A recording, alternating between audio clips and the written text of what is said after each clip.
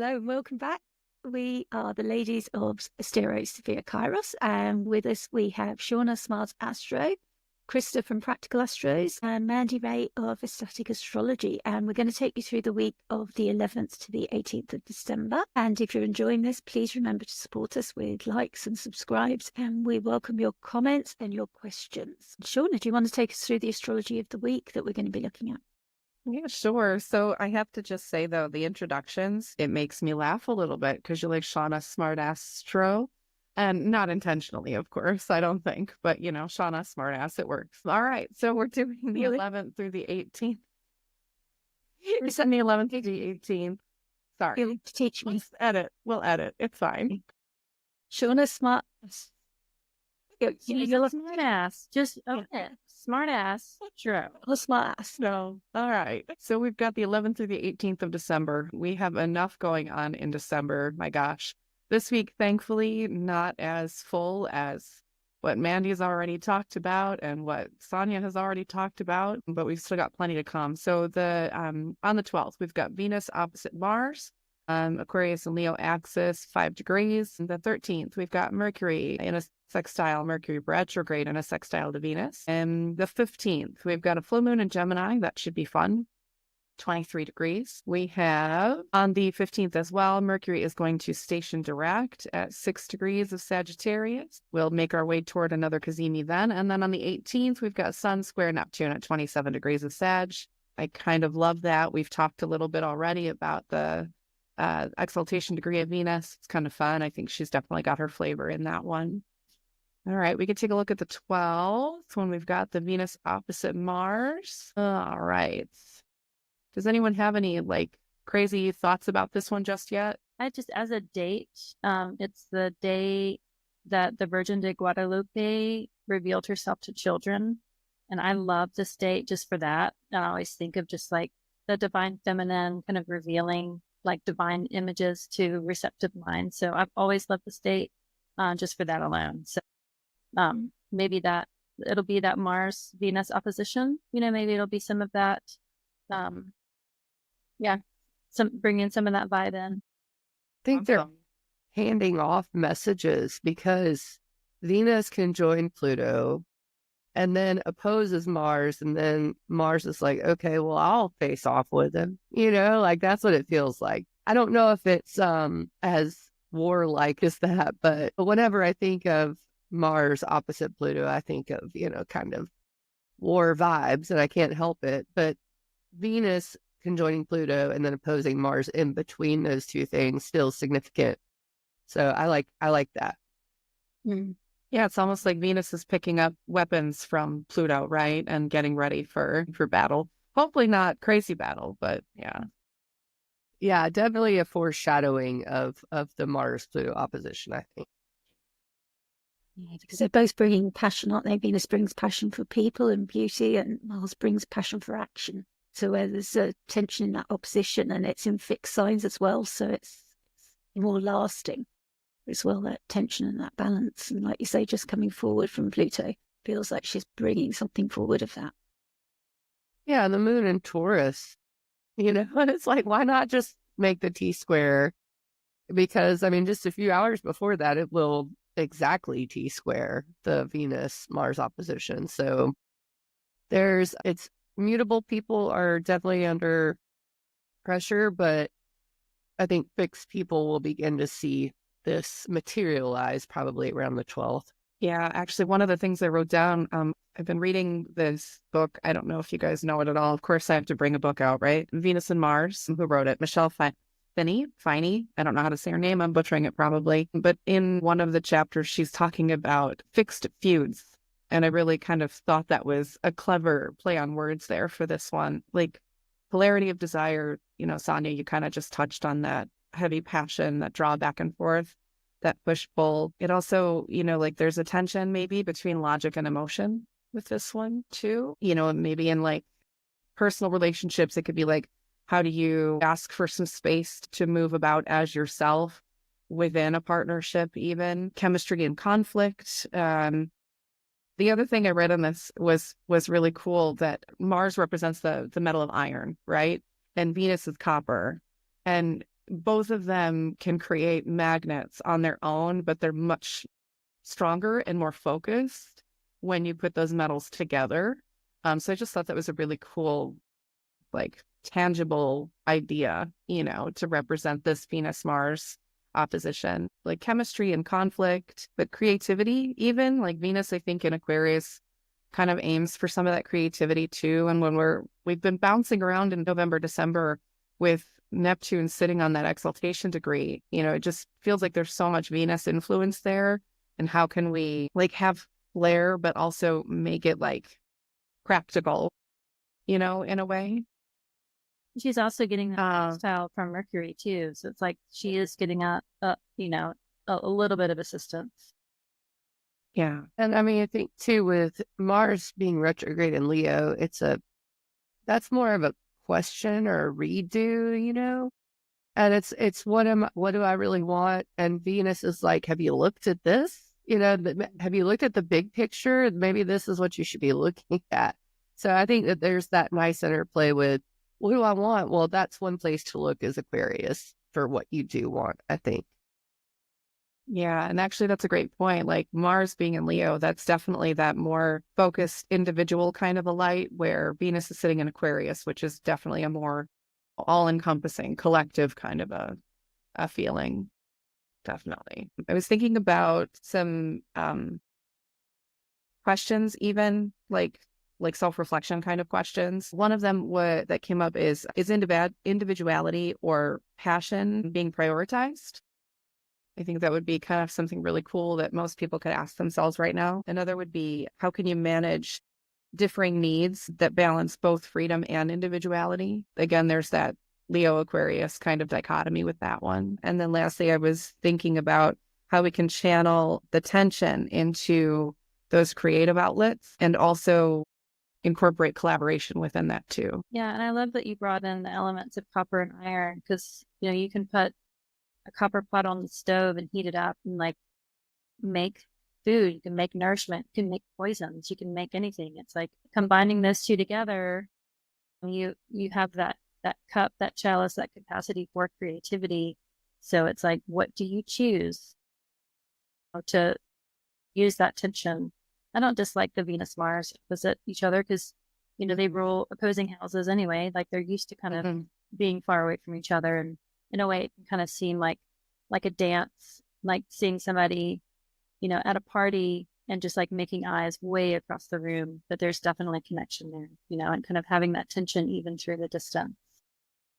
Yeah, it feels like we're talking about that kind of alchemy, but that's what happens in a relationship, isn't it? There's either chemistry or there isn't. And you either create something that's more than the sum of the two separate parts, and that is the alchemy, isn't it? Do you create something that's greater than that and support each other and create a third thing, which is the relationship?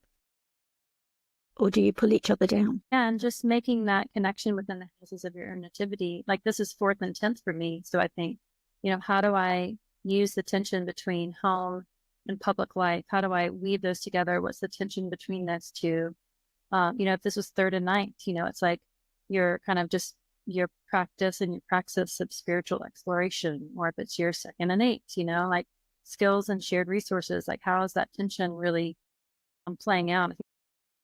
Just like the Mercury Jupiter opposition has been happening for a while, and weaving those houses together through that opposition, we also get it at the same time with this Venus and Mars, but it's just new and it won't last for that long. That Mandy's right, that Pluto is definitely going to play a part in it, like 2 weeks later as well. Yeah, definitely. Yeah, I have some dates. The conjunction was the 22nd of February in 2024, and that was at 6 degrees of Aquarius, which is just a degree later than where they are now. And the next conjunction will be the 8th of January, 26th. So that's a way off a year, and that will be at 18 Capricorn. Well, I remember last year, there was the Venus retrograde the year prior, and she was so slow, and they had that, what was that word? Reformation. She almost caught up with them and then slowed down, and they finally met up like on Valentine's Day or that week of this year. Remember, it was like this long built up tension, and then they met up in Aquarius. And so, this now we're kind of speaking to that same Aquarius house, but involving that tension point from the Leo side of things too. So I don't know, it's kind of, Yeah, it's kind of cute to see their cycles, isn't it? The way they meet, and cute relation where they get so close, and then within that engagement, those degrees of engagement, but then one of them retrogrades and they never quite connect, which is like the best love stories ever, isn't it? It is. It really is. You know, even to add to this, Black Moon Lilith which is the slowest point of the moon, is in Scorpio opposite the moon during this and square. So, I mean, I think the lunar aspect of this is pretty cool because Venus is the ruler of the moon during this, you know, so it's like we're getting more. And then Mars is the ruler of the slowest point of the moon at this point. So I just thought that was pretty cool. Yes, I like that. I don't follow the Black Moon Lilith, but that sounds fascinating. It just really adds to that tension too. It does. I don't work with it a lot, but I do work with it in the sense that it's knowing it's the slowest point of the moon. I think in a lunar way, just that means there's a focal point there, right? The moon's going to be moving slower through that area. So that means the opposite area where the moon is during this opposition, the moon's moving pretty fast, you know? So it's not going to even spend a whole lot of time in Venus's domain, and that's kind of sad. But it is giving cues to emotionally pay attention to Venus, you know? Whereas, but I guess the slower thing is Black Moon Lilith, and it's giving cues to the very slow Mars. So it's a very moon is growing too. It's like she's fast because she's gaining more and more light. Yep. Pretty cool. All right. Well, I think that might wrap up Mars Venus. Awesome. We can go on then. We've got this full moon happening on the 15th. I think there's a lot to say about it, which seems fitting for Gemini, right? Does anyone want to jump in with anything just yet? What does the phrase say? Time to what? Can't read it. Decide. Right. Horse. Gemini. I think those, you know, they represent culmination and clarity. It's the peak of the lunar cycle. Yeah, Sonia, do you want to talk to the card that you have here, the time to decide, Gemini 3? Of course, we've got those keywords of do or die, sacrifice, and necessity of choice. And the butterfly is like reminding us that we face a decision, which is like quite fitting for like a full moon that's illuminating what those decisions might be. And then it's reminding us that when we decide yes, we're also saying no to other things. So we might face multiple options and we've got to decide on one.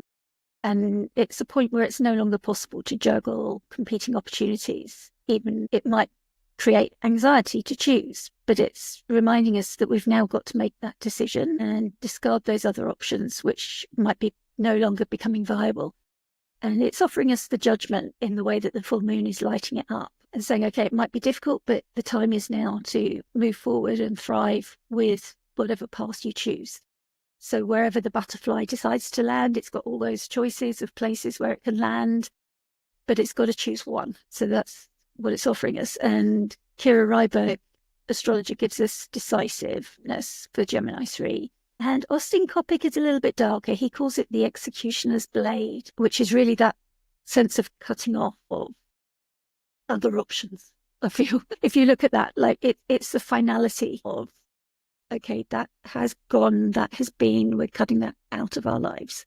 So it's really a sense of you've outgrown this, it has to go, is the way I see it. But Austin does bring a lot of blood into the visions that he evokes. And there's a lot of Saturn in Austin's chart, and it does show through in his imagery. But the decan is ruled by Saturn and the Sun. So in the way that we were talking in the previous week about Saturn and Sun and when they connect, and that there is darkness there. Saturn is the greater malefic, and the Sun can be life-giving, but when the Sun is connected with a malefic, or depending on the Sun's placement, it can also be malefic, depending on how it's aspected. And in connection with Saturn, it can turn to that darkness. And it is that thing of if you want to move forward, sometimes there comes that point where a decision has to be made, and sometimes you're in a limbo until you make that decision.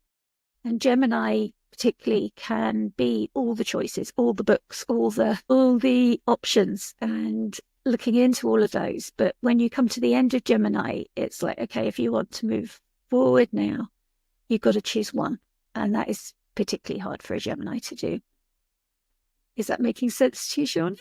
Yeah, I feel like there was a little bit of a direct arrow there with the book. I'm kidding. Sorry. No. You're not wrong. I think of the tarot cards associated where the sun is and where the moon is, because that last decan of Gemini, those last 10 degrees of Gemini, when you think about it in the northern hemisphere, it's the culmination of getting up to the summer solstice. So the sun is like rising high, and it can feel like a functional malefic when the sun is rising too high. But the tarot card in the Rider-Waite-Smith deck is the character on the ground, and he has 10 swords just piercing his back, and like one straight in his head, right? And Emily Letzel of Emily said this phrase that I just will forever remember. And she was like, the swords finally found a place to land. And it's like, there is this finality of like, here is where I stake my ground. But then on the other hand, where the sun is in the last decan, Sagittarius, it's a Saturn ruled decan in Jupiter sign, and the sun is really going to the darkest point. You know, it's about to crest over like a week later into Capricorn. It will begin its ascent. It's a cardinal sign where the sun really changes story, but it's like the darkest point for the sun at this time. And the card associated with that is the 10 of Wands, where it's this guy carrying 10 wands in a really awkward way, holding him right in front of, he can't even see where he's going. So it's like this exhaustion, the sense of big finality, and the sun kind of reflecting that on the moon while it's in that decan. I don't know, it just feels like, it feels very tense.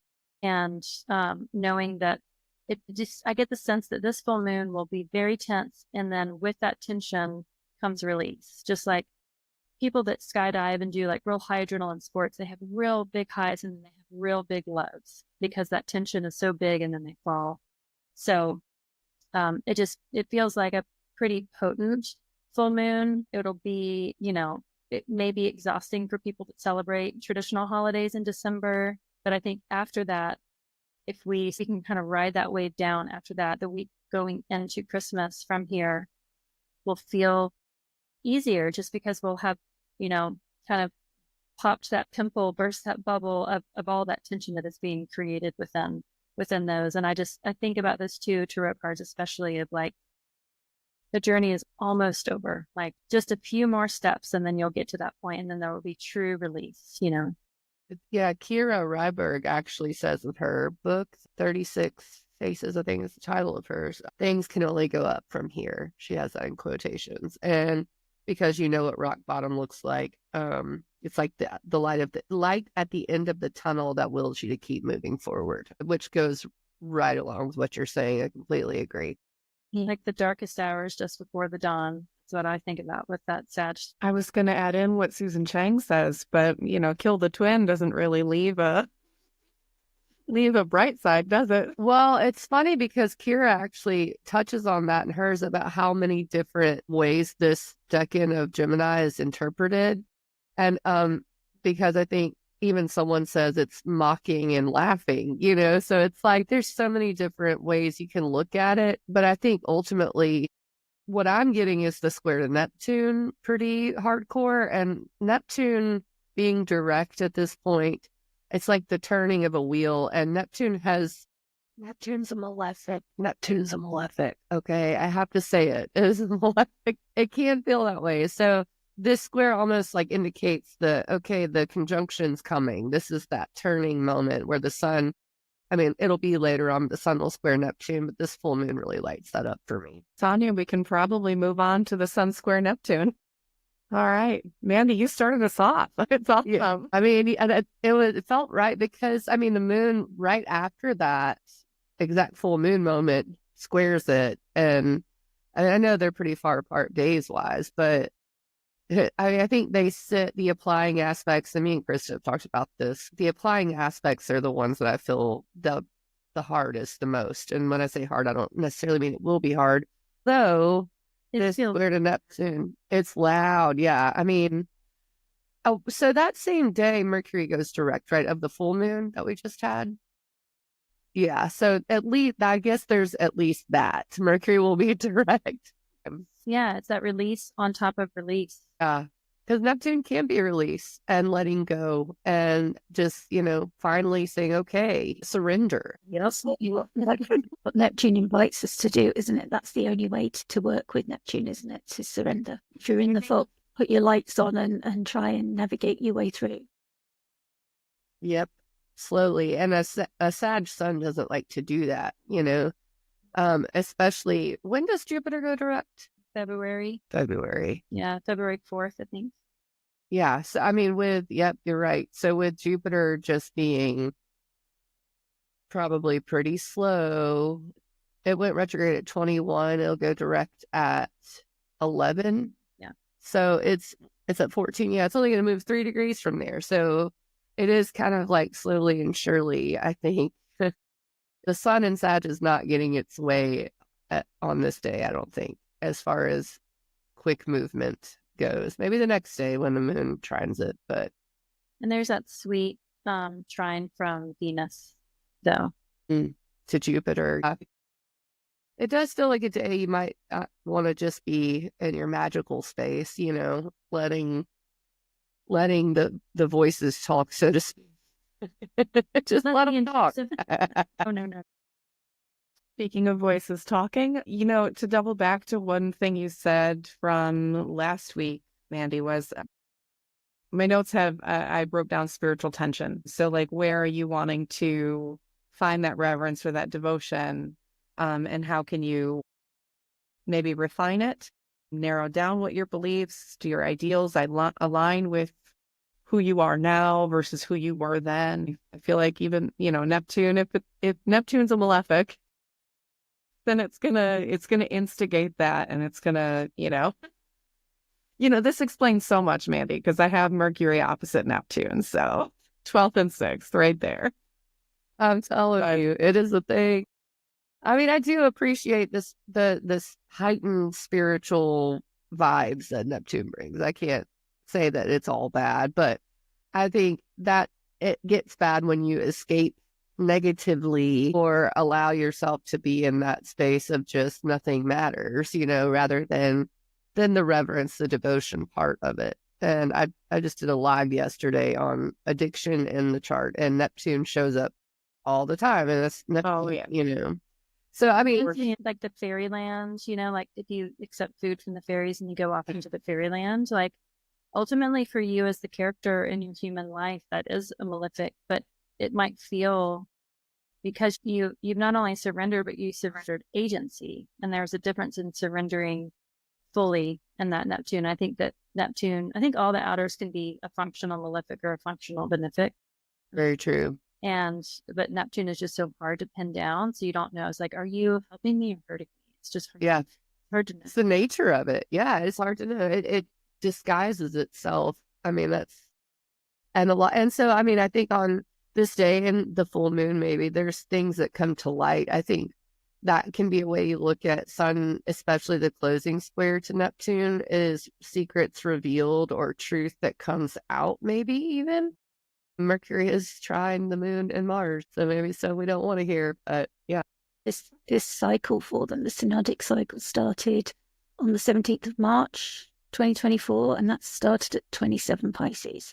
I think with so much Venusian flavor too, there's that potential for overindulgence. And Venus and Neptune can't see each other as they are during this aspect. And I think that can lead to a dangerous tipping point if you're not careful. Yeah, that's a good point. I always say check on your people during Neptune moments, big Neptune moments. Just, try to support and be there for people and reach out if you're the person who needs that support during moments like these, because escapism can be a lot of different ways, a lot of different ways. Yeah, I say much the same, and trust what you're hearing from other people if you've got a Neptune transit going on. If you're hearing the same thing from people that you trust in your life, but you yourself are confused or you don't know which way is forward, you can trust those people in your lives that are telling you the same thing. Especially with Venus trying Jupiter. I think that's great. Yeah. Yeah, and there's a square, the whole sign square from Neptune to the ruler Jupiter that's retrograde. So it's not offering a lot of help from Gemini, but the information it's giving might not be correct. So the information that's coming in to Neptune from its ruler isn't great, and then it's got an aversion to Venus. It reminds me of the Picatrix. When you read the introduction of the Picatrix, it basically says like half of the information in this book is lies, and it's up to you to figure it out. So be careful doing the magic, because you might be doing, magic that won't work or is harmful. Like, it's up to you to use this information, integrate it, and then discover what is the real magic. And I love that. Bob Dylan also just seems like a character. Like, he had that documentary that came out, and half of the stories were just made up. But it's like, it was still entertaining. You still like got a laugh out of it. It's like, wait, Sharon Stone dated the guy from Kiss, and like he used his makeup, and that's why he did that Rolling Thunder tour with all the white. Like, what is going on? Like, you kind of get lost in that Neptunian story, but you do have to come out of it. So then you have fun in the adventure, but really we'll have to work really hard for truth. And that's where finding your anchor, finding your empty countertop really matters. You can find that place. That's going to be so important. For me, it's my friends' houses. So look for texts from me on that Wednesday. Can you tell me what's going on in my life? Yeah. Yeah, because people, usually have, it is that my friends say that it's like looking through a window. It's very easy to judge other people's lives. But we say that you're only looking through a window. You don't know the whole context of it. So sometimes you can give an opinion, but it's not based on the full fact. So sometimes it's not a great opinion, but sometimes it is, because you get that bird's eye view of this isn't right, this isn't good, this isn't healthy. And if you've got an authentic relationship with your friends, you will give that advice straight, and just be honest, support where it's great to support, and just give that feedback. But no, I don't think this is good for you. This isn't authentic to you. This isn't who you are. And when something doesn't feel right. Their next conjunction will be the 19th of March, 2025 at 29 Pisces. So, and March is going to be a hell of an episode to record. Yes. Might as well just start now. Let's take a lunch break and then just start with March. Yeah. It's kind of like the whole of 2025 happens in March. Yeah, for real. Yeah, and I mean, it's good to say that this will connect into this specific date. So yeah. Yeah, because that's another 29 and erratic degree, but popping up. It's like there's got to be a story there, hasn't there, with all these outers and everything making their new conjunctions in 2025 at 29 degrees. Hey, was that everything we had there? Yeah, I think we wrapped up Neptune square Sun. Brilliant. Well, thank you so much for joining us. This was your December weekly astro update. And next week, we'll be back with you for the astrology of the 18th to the 25th. Thank you to Shauna for leading us through. Do you want to say it, Shauna? Smart Astro. Thank you. And Krista from Practical Astros, Janessa from By Jove Astrology, and Mandy Ray from Static Astrology. And we are the ladies of Asteri, Sofia, Kairos. Please do like and subscribe, and we welcome your comments and your questions. Thank you so much.